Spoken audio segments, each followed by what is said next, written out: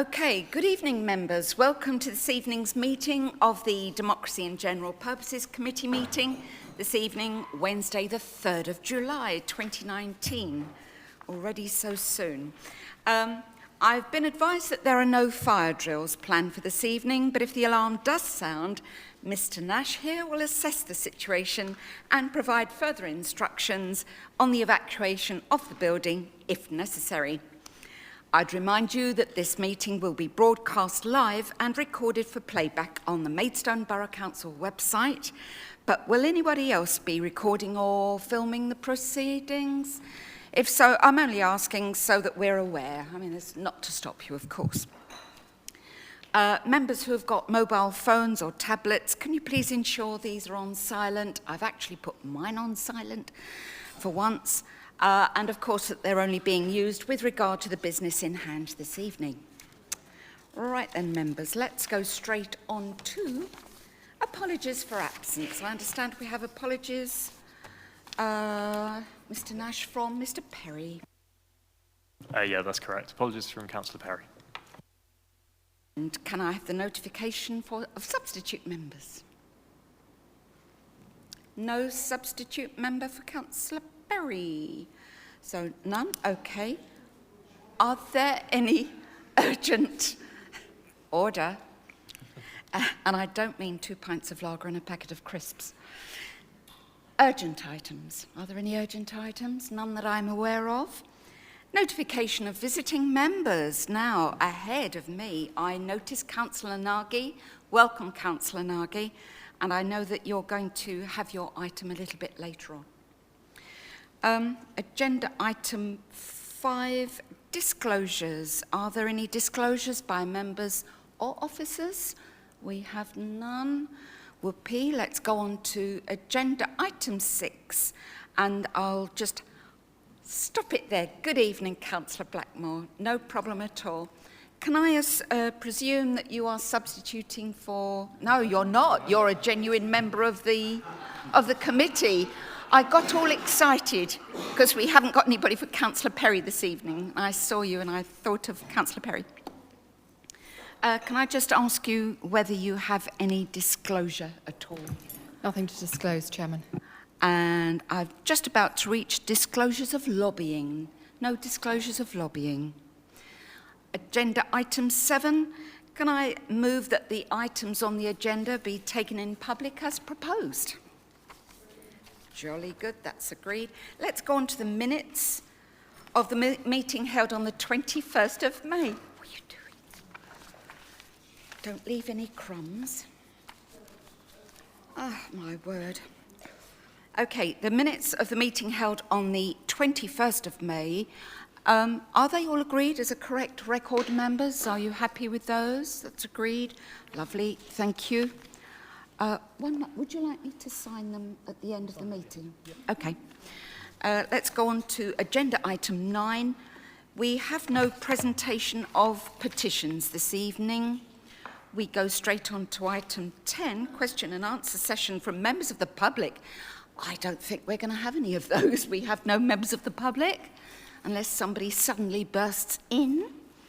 Okay, let's look at the committee work programme, which is agenda item 11 on page 2. And I'll ask Angela Woodhouse to take this item for us. To you, Angela. Thank you, Madam Chairman. So the only thing I would draw your attention to, councillors, is really an apology that the workforce strategy update is coming in September. That normally would come in July. So it's a 6 monthly update, just to clarify, so that's why you got it on there twice. So you'll get an update in September and then a further update in January. And the other thing you'll notice is later on in your agenda, if you agree to the review going ahead, that will then be populated on the work programme once it's been agreed. So that would be the only thing I'll draw your attention to. Thank you. Okay, members, any questions on that? We all happy? Can we push on? But we have noted the work programme, haven't we? You've all accepted it and you're all happy? Jolly good. Item 10. No, we've done that, and we've done 11 as well. Reports of outside bodies on page 3. Members, I hope you agree with me that it was very nice to receive Councillor Denise Joy's report about Maidstone Street pastors. Short, sharp and sweet. Would you just like to be thanked? Hooray! Thank you very much, members, and thank you, Councillor Denise Joy. Let's move on to the next agenda. It's no good, I'm sorry, I've got to have my front. Bear with me, members. It's the trouble with these beginners.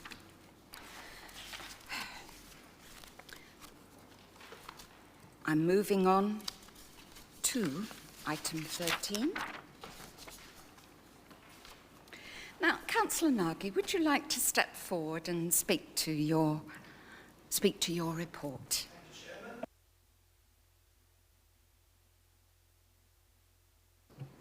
Good evening, members. The whole idea tonight is obviously the Maidstone Borough Council flag, and it's come up before in my time, but with recent events with Councillor Mortimer, I think it started it again. That's why we're here tonight, really. And the whole purpose of the Maidstone Borough flag being at half-mast is to respect the service, I think, of what people have done for the council. I know that when I'm dead, I'm in my box. I know the flag would fly for me for one day. So I'm quite content when I'm dead. But that made me think about other people, and of course the fact that it only goes up for one day, rather than from the time you know of the death to the day of the service.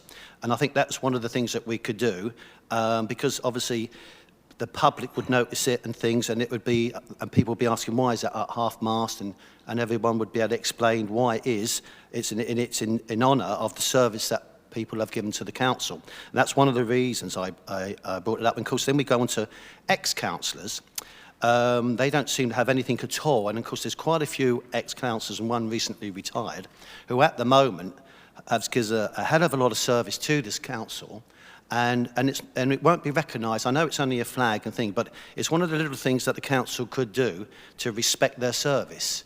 And that's why it's in here as well. And also we have serving officers that have given dedicated service to the council, and they would not be recognised either. And that's why I've made a note of that in there. But obviously it's for members to decide in this committee. And I just think it's the time we had to look at it now. It's something that this committee can do. So I think it's all covered in here, but it's just the fact that when the flag is at half-mast, it's the respect to the people that have passed, who have given the council great service. And as for the detail of it, I think it's all covered in the report, which you probably reported or read. And I just think it would be something we should look at. And to have it just for the day, it seems to be time it's up, time it comes back down. And that's for the existing mayor. I know we're going to have aldermen soon, and that might change. And to have someone who's given quite a few years of service, I mean, obviously you might decide that someone who's only done 1 year's term as a councillor is not entitled to it, but that's something for you to decide on. If there's 2 or 3 terms, or set of how many years they do, that's something for you to decide on. But I think anyone who's given long service, even as an officer or a councillor in any way, to the council, the last thing that the council can do is fly the flag at half-mast as a sign of respect. And that's the last thing they could do for those people that have worked and represented the council. And that's why I thought I'd bring it tonight for you to have a look at and make decisions. So that's basically my case. Thank you very much, Councillor Nagy. I think Mr Nash would like to say something before. Thank you. So, as per Rule 3.2 in the Constitution, the committee can take one of 2 possible courses of action tonight. Is that better? Yes. So the committee can take one of 2 courses of action tonight. They can decide to take the matter further and request an officer report on this item. Alternatively, the committee could decide not to take the matter any further, and therefore no action will be taken. At this stage, these are the only 2 possible courses of action that are open. Thank you, Councillor Blackmore and Councillor Chaputay. Thank you, Chairman. May I just ask a couple of questions? I note that we have a handbook that we follow. Can someone tell me a little bit more about that? I mean, does that apply to all district councils? Does it apply to county councils? Does it apply to unitaries? I'm assuming this is not something that is unique to Maidstone, and Mr. O'Connell has da-da-da. I'm also assuming, and maybe I shouldn't assume this, but if something happens to a senior royal, there are procedures that have to be followed as well. And I suppose my question is, if we were to fly the flag, because at the beginning of the year, if you die, it takes a long time to arrange a funeral, because lots of people die at the beginning of the year. So if we were to have a situation where we have a mayor that dies and our flag is flying at half-mast, but it's flying for the mayor, and actually it should be flying for, I don't know, let's say a senior royal who's died, don't we get ourselves into a little bit of a pickle? Can someone just clarify that for me? Well, I think that's a situation that we could possibly get into at the moment anyway, because obviously if a mayor passed away, a serving mayor or a past mayor, then we would look to fly the flag at half-mast for a period of time in accordance with the protocol that we have, which, as you stated, is from the sort of handbook that kind of governs civic duties across all councils. And that, yeah, in theory, that could clash with what is called Operation London Bridge, which is the national plan for in the event of a member of the royal family, or there's some other people on the list. There's a list of prominent figures that were they to pass away, the Prime Minister, for example, we would have to put that plan into action. And as with all things with civic functions, there is an order of precedence. So if there was a conflict with which flag was up and whatever, then we'd follow the order of precedence. So in this case, it would be the royal that would take precedence, because it's obviously seen to be sort of higher up that hierarchy. And there is a clear hierarchy there's numerous roles, you know, across from like the Lord Lieutenant, etc., are all on there. And that plan, Operation London Bridge, is obviously agreed across multiple authorities, and is a relatively new plan, but we are and have recently been in further discussions with KCC about how we would implement that here. But there is a set plan that everybody would follow with clear timings in it, should that happen. You know, the morning periods, the activities that we would do. So that would take precedence. But that's only if there was obviously an actual clash with the periods of time. Sorry, Chairman, if I could just ask a further question. So if these are rules that are laid down and everyone else has to follow them, what anomalies are there? I mean, are there obvious councils who don't follow this and they have their own set of rules? To be honest, I haven't investigated it to know. I haven't done any of the research. Obviously, we haven't put a report together on the matter. I mean, I would say these aren't rules in the hard and fast. There's not legislation that governs exactly what should and shouldn't happen. This is a sort of an agreed protocol, and this is a guide primarily for civic function. So there is some discretion locally. I just think it's important that in what may seem to be a fairly simple decision that we could take and we're at liberty to take in terms of the control over the flag, we just need to be aware of what the risks and implications might be and what might seem a simple decision on the face of it as to what the actual implications of doing that are. Whereas if you stick to a national protocol, you can say it's the national protocol, this is where the line is, we stick to that. Whereas we would open it up further, but we can do that. Which is why perhaps it might be worth looking into rather than making a hard and fast decision now. But Councillor Chaputay, did you want to speak? I did, although in fact Councillor Blackmore has pretty much covered the questions I was going to add. So I shall follow the excellent example set us by Councillor Joy. I shall be short and sweet and say I think it's a lovely idea and I'm happy to support it. Thank you very much, Councillor Chaputay. And I've got Councillor Hasty. Thank you. I'm quite happy to support the review into the flag, because I mean, even with the protocol, there would be the borough council flag would be down, and then if a member of the royal family passed away, then it would be the union flag that would be lowered. So it would be a different flag. So there'd be no huge overlap. And I think the cost implications to the borough are minimal, with the exception of officers' time on rewriting the rules. And I think that people that have served the council for a period of time as mayor or as a councillor do deserve to be honoured and respected in that way after they've passed away. So, Lovely, thank you, members. I think it would be safest, really, as I think our officer pointed out just now, that rather than make a hard and fast decision now, that we just look into it, that the officers bring us a report with all the facts and figures and the pros and cons, because there may be implications that we don't know about, and it would be handy to know what other districts do. Councillor Nagy, I was going to ask you to speak again. Make it short. Just a quickie. Does it say in the protocol, because I haven't read it word to word, does it actually cover different flags? Because obviously, if something happened to royalty, the union flag would come down. Does that mean all the other flags come down as well, sort of thing? I think that's where we'll probably have a bit more clarification on that. Perhaps we could have that in the report to cover that kind of question, because we've got our officer here who's made notes of the comments that people have made. So let's have a show of hands, please. All those in favour of having a little bit more work done to it so that we have a report come back to us? All those in favour? Thank you very much indeed. Have we got anybody against? Thank you very much indeed. I don't think there would be any abstentions. I think I can count. Councillor Nagy, thank you very much for bringing your question. It's not very often that members do that.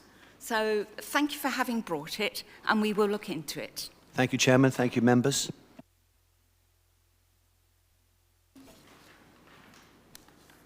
I'm moving on to agenda item 14, and I'll pass everybody over to Mike Nash. Thank you, Chairman. Good evening, members. So before I begin, I'd like to make a small correction to the report. Appendix 1 currently shows that the position on the Allington Millennium Green Trust, I will check the page now. 11? Page 11, yep. It's currently filled by Councillor Dan Daly, and it's stated that it's an ongoing appointment. Following publication of the agenda, I've spoken with the Allington Millennium Green Trust, and I understand that Councillor Daly was appointed for a 4-year period rather than an ongoing period, and this is due to end on the 2nd of August this year. This position is reserved for Allington ward members, so I've invited the 3 appropriate councillors to submit a nomination form for the position if they wish to be considered for this role when it becomes vacant. Any nominations received will be brought back to this committee in September so that an appointment can be made. So, returning to the business tonight, this report and the table attached to Appendix 1 summarises the outside bodies that fall under the remit of the Democracy and General Purposes Committee. A number of automatic appointments have been made for the 2019-20 municipal year, while some councillors have time remaining on their term of office from previous appointments, so the committee are asked to note these this evening. All the vacancies have recently been advertised to councillors, and the following nominations have been received. Councillor Joy for Maidstone Street Pastors Management Committee, and Councillor Wendy Hinder for the Relief in Need Charities. So the committee are asked to consider these nominations and make an appointment if appropriate. Finally, there's 2 outstanding vacancies on South East employers. The committee could choose to identify a course of action to fill these vacancies this evening. It could choose to nominate a member of this committee tonight, or it could choose to re-advertise the vacancies to all councillors. Finally, there's currently no agreed principles for reviewing outside bodies, and it's been recognised that some positions have been vacant for a significant period of time. This isn't beneficial to the outside body, as it means that they don't have the full number of council representatives on their organisation, and it could also incur some reputational damage from Maidstone if we're not seen to be filling these vacancies. Therefore, we've outlined some principles at paragraph 2.8 and 2.9 that provide a clear and consistent way to evaluate whether to remove or reduce the number of outside body positions. The committee are asked to agree the principles at paragraphs 2.8 and 2.9 this evening. Thank you. I'm happy to take any questions.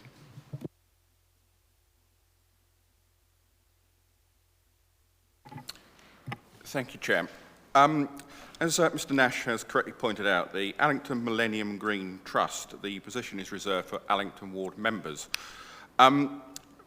Members may be aware that shortly after the Millennium there was a boundary review and the Allington Millennium Green was moved into Bridge ward.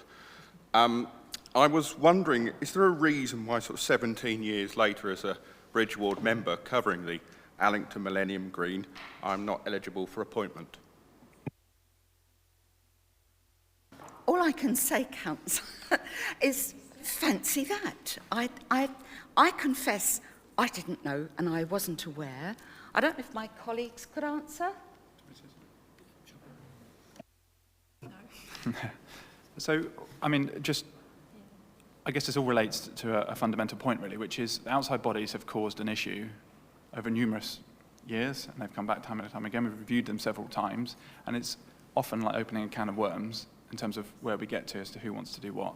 So we took the decision, and by we, I mean Mike did most of the work when I say this stuff, but we then reviewed the outside bodies, and we decided we needed a baseline for all of these, to understand where we're at with each of them. So Mike's done a lot of work to put together a database and to contact all the organisations to try to get job descriptions and understanding what they're about, what the terms of periods are for the terms of office, periods of office, and as he outlined, Allington Millennium Green Trust came back. Was it Allington who came back recently? And we've only just had a clarification on the period for the term of office. So we don't always have all the information to hand that we would like to have to hand, and frankly, we should have to hand. So we are getting a handle on that now, and this is part of that ongoing process, which is why we put the protocol in front of you. So we can look at that with this organisation to find out whether there's restriction in how the body's been set up, in their sort of articles of, associate, whatever they've got that backs the trust up. We can look at that, and then if we can broaden it out, then we can broaden it out, and we would do that. But we would need to look at it as part of the work that we've got ongoing. But the recommendations in front of you tonight are to help with that work, so we can be clear about for ongoing years and have this baseline with, built on the good work that Mike has done to pull all of this together. Can I add to that I would ask officers to ensure that Councillor Pearl is involved at some point, as it is in his patch. Well, live and learn, don't we? Are there any other questions, members, about this item? I think it does need straightening out one way or another. So shall we go through them? So we'll note that the council representatives be noted that we've got here, that we agree to appoint Councillor Denise Joy as the representative on the... Oh, I forgot all about having a seconder. I better have a seconder for item 1, that the council reps be noted. Thank you very much indeed. Dear. And accepting Councillor Denise Joy as our representative on the street pastors. Excellent, we're all agreed on that. Councillor Blackmore, shall I take you as a seconder on that? Oh, whoopee, thank you. And that it was unanimous, yes.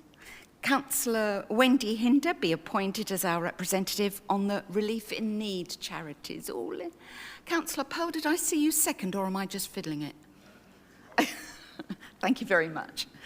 And item 4, I think we have in front of us, the principles for reviewing the outside bodies that have got those vacant positions for some time. It's set out in paragraphs 2.8 and 2.9 that we agree those. Members, are you happy about that? I think it's about time we did something about it. Are we all in favour? I didn't quite see that. I better have a seconder. How about Councillor Chapeltay? I saw you wiggle your hand. Thank you very much indeed for that.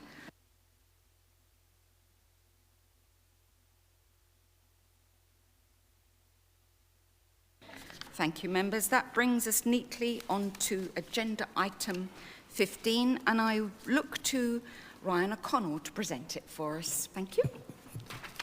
Good evening. Again, to start with, a small correction to the report. In 2.3, it should say 2021 for the next county election rather than 2022. This report seeks to set up a review into democratic representation with the aim of scoping the review for the September meeting of this committee. The origins of this review and how it's arisen, the request for it, is threefold. So officers, particularly in electoral services, have raised a number of issues with boundaries, and I'll identify one as an example, which is why that's up on the board in a bit. At the meeting of chairs and vice chairs, the committees, members were keen to look at issues that have arisen from a member standpoint in terms of population changes and additional development across the borough and the impact that that's had on wards and boundaries. And the council also approved a motion to look at whole council elections. So those drivers have been brought together to propose a democratic services review here before you. So on whole council elections, the report sets out a brief analysis of the issue and technically meets the terms of the council motion. But more work could be done on this matter if the committee wished it to. But this is an issue that officers are well versed in, and as you'll see from 6.1, it sets out the 4 previous occasions that it's been considered when it hasn't ultimately been taken ahead. But the options for the committee at this stage are to choose to exclude it from the scope of the review, or to include it and review it in September in light of all the other matters that may come forward as part of the review. And then in terms of the other matters that could be included, we know that boundaries is a known issue, and we have, for example, identified that in electoral services, and we've done work on population changes and boundaries previously. And if I point to the example now, in order to give you that, in fact, in the committee structure review, members requested a slightly different way of presenting reports, so I'm going to live by that, and I'm going to stand up and move over there.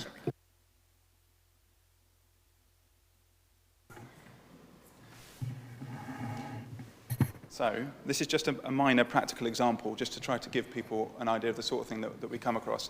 So we've recently reviewed polling places, and we've looked at where polling stations are allocated, and this is one of the maps that's come out of that. So you will see that we are recommending these people here in UX. So these are all within the Parkwood ward, and UX is a polling district within that area. They currently go to Christchurch here. But because of additional development that's coming in over here, we now have people over here who have to walk all the way, or travel around here, to get to Christchurch. So the old UX boundary is no longer really suitable, because we've now got development over here that we didn't have before. So this is Birchholt Road and all the development that's the sort of industrial area that's around there has now got, or will have, more residents there. So it kind of skews it now. So we've now got UX, which ideally what we'd actually do is something like divide it up, or add people from here into UA, and then the rest of UX would then go over there.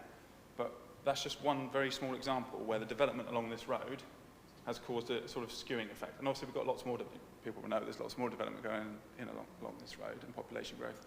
There are plenty of other areas where we could look at things. But this is just one small example where just looking at the population numbers at a high level doesn't explain that it's about population distribution and the walking distances and the availability of polling stations for people as well. So I just wanted to sort of show that as one small example of how boundaries can impact in a practical way in areas like electoral services.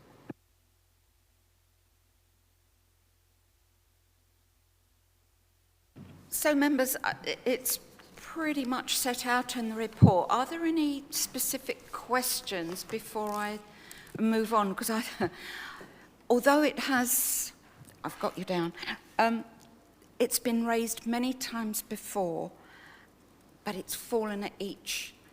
So we really do need to get it right this time.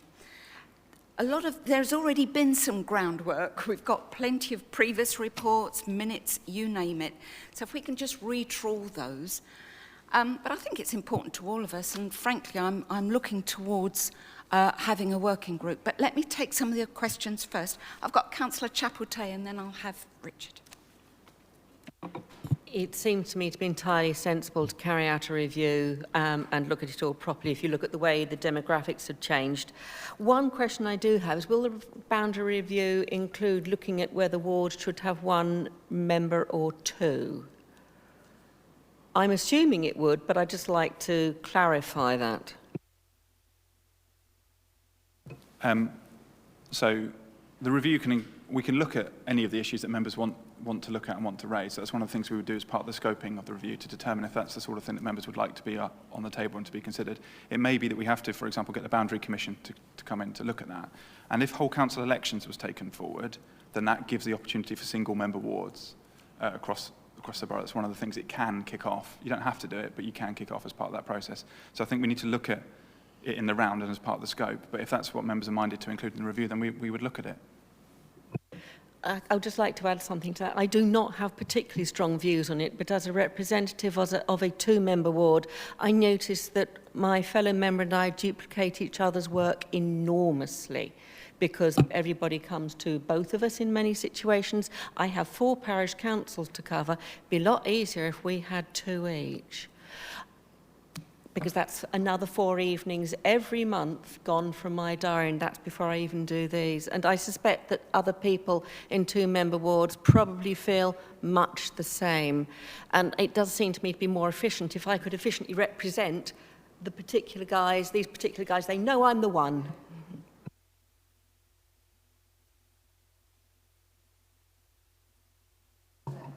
Thank you. Yeah, just sort of to go on what Councillor Chapeltay said, that as a representative of a council with 5 parish councils and there's 3-member wards, it'd be nice to have, so yeah, I'd sort of agree on that.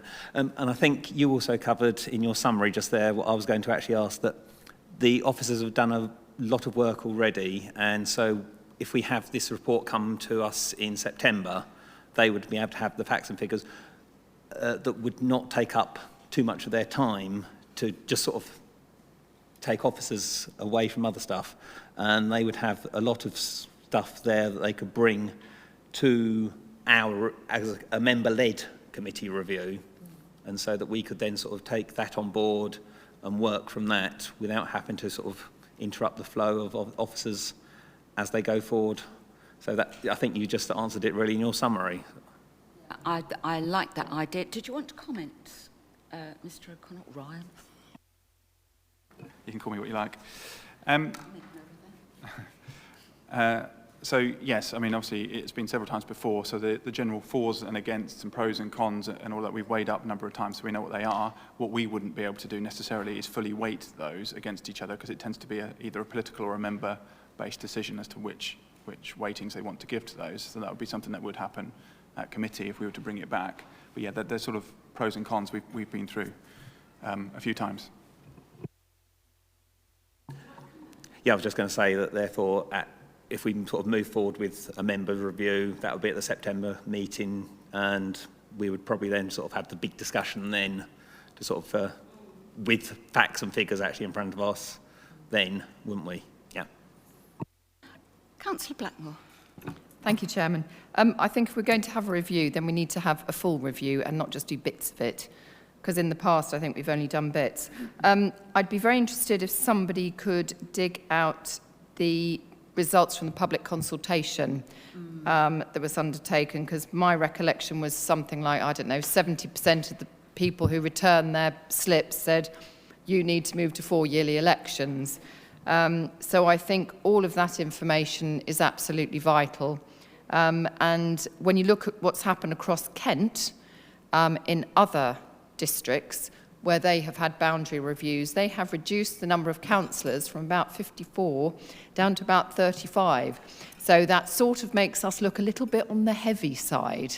And I'm assuming that within this review that will incorporate the types of numbers that a single councillor should be covering. I know years ago they used to say it was about 2,000 people per councillor, and if it was county then it was about 6,000. I'd be interested to see what those sort of figures are as well.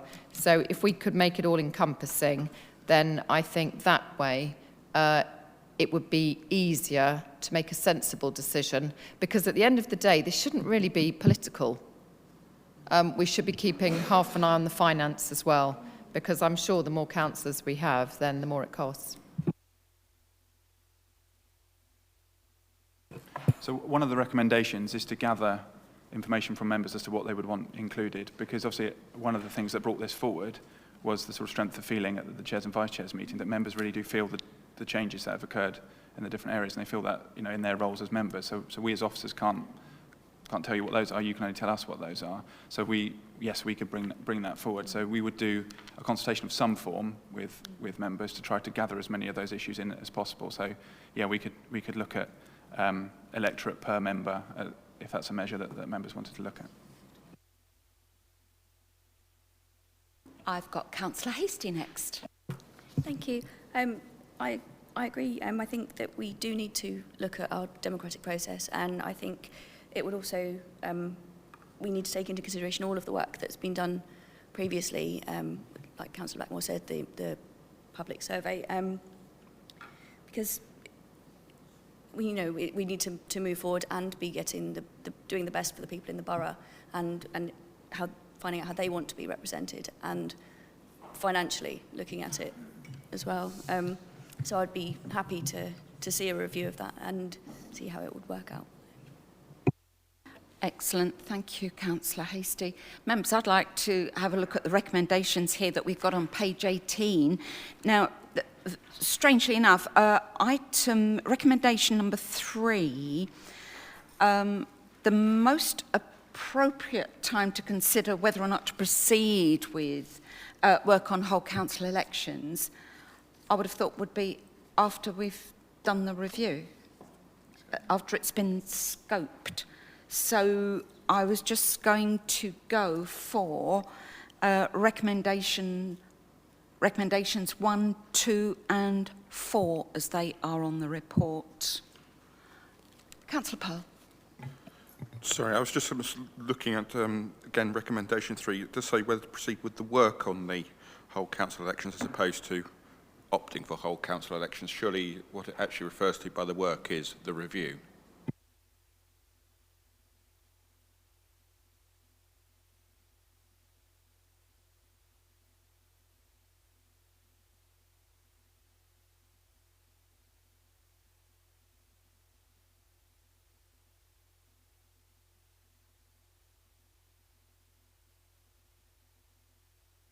Oh, I just wanted to say I agree with Councillor Powell that I think it does need to be included in the whole review, because it's just the work. It's not making a final decision. That will go back to full council. But I think if we're doing the work, it does need to be a whole package and a whole review of everything.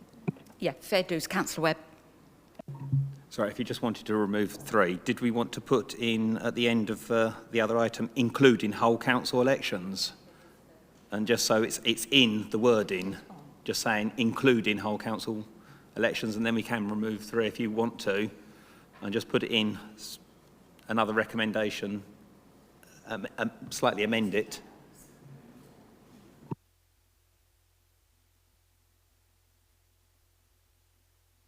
What I'm doing is I'm putting including whole council elections at the end of item 4, recommendation 4, so that we take out item 3, and we're effectively combining the 2 then, aren't we? So, members, are you happy with that then? We've got, oh yes, I'll need a seconder, but I'm proposing from the chair items 1, 2, and a combined 3 and 4. I've put including whole council elections at the end of item 4. Oh, thank you, Councillor Webb. Councillor Blackmore, are you happy or? No, I'm not. Far away. When you say including whole council elections, you're just talking about adding those 4 words after General Purposes Committee, is that it?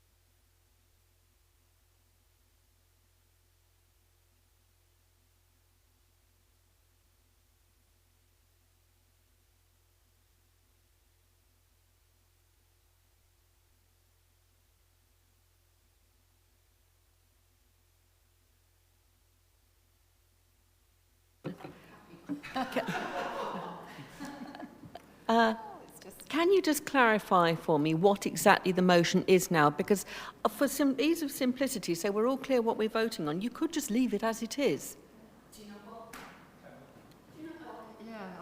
Because then we don't have to worry about precisely what wording we've agreed to. We know. And I think that you were trying to make it simpler, but... No, but we're not. We've made it more complicated. Yeah, I think that's really a fair comment. Can we backtrack then, members?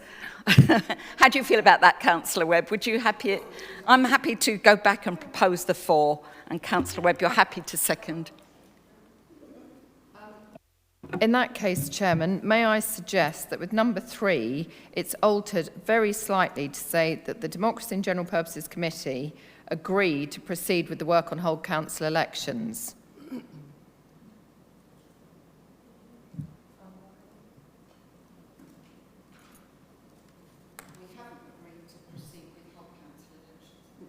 Agree to the work on whole council elections. Yes, agree to the work on whole council elections.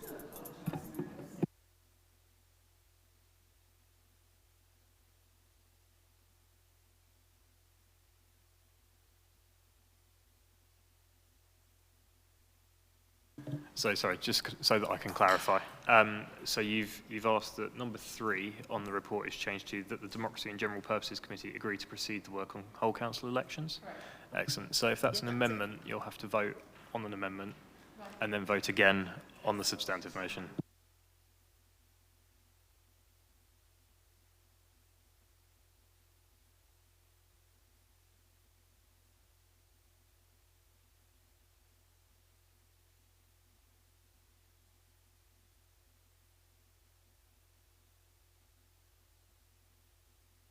Elections.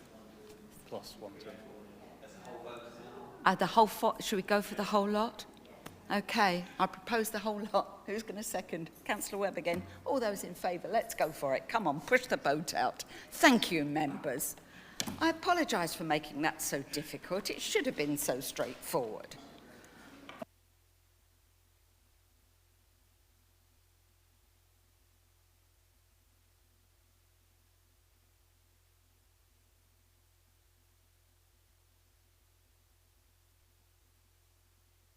I think that finally brings us to agenda item 16, and I look to Angela Woodhouse. Thank you. Sorry, I'm looking to Ryan. I think Angela's probably so fed up with what I've done so far. But anyway, I'm looking at Councillor Ryan O'Connell. Ryan, over to you.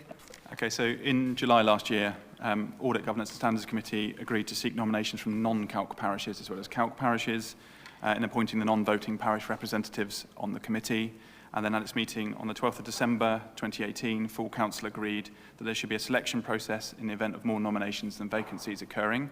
So that is what is before you tonight. And the report sets out the proposed process for this in 4.1 and also the necessary constitutional changes in 4.2. In making those changes, a double reference and slightly contradictory reference which exists in the Constitution at the moment has been amended in the process, which you can see on page 26.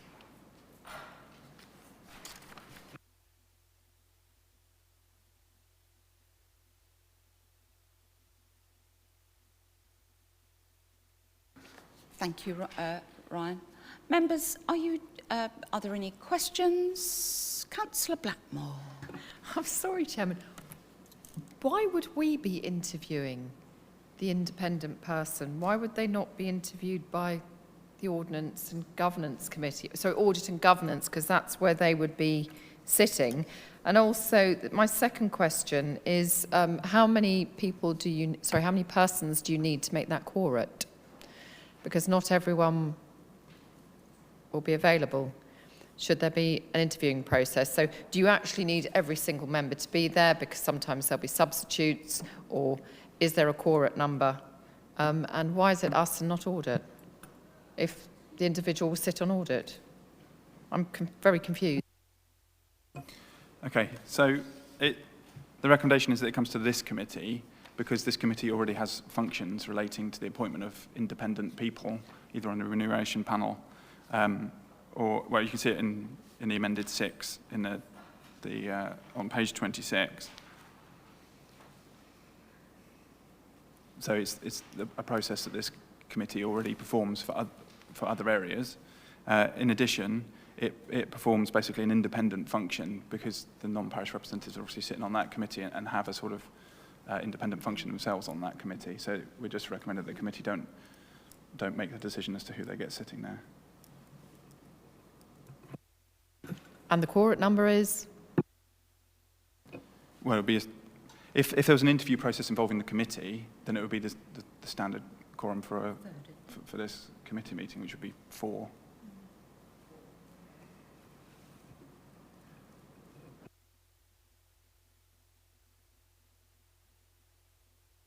So sorry to interrupt again. So if it's 4 to be quorate, then the chairman would have a casting vote. Right. Okay. Thank you.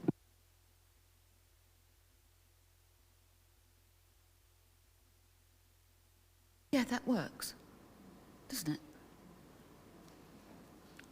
Any other comments, members, before we vote this through? Okay, can I have anybody to recommend the...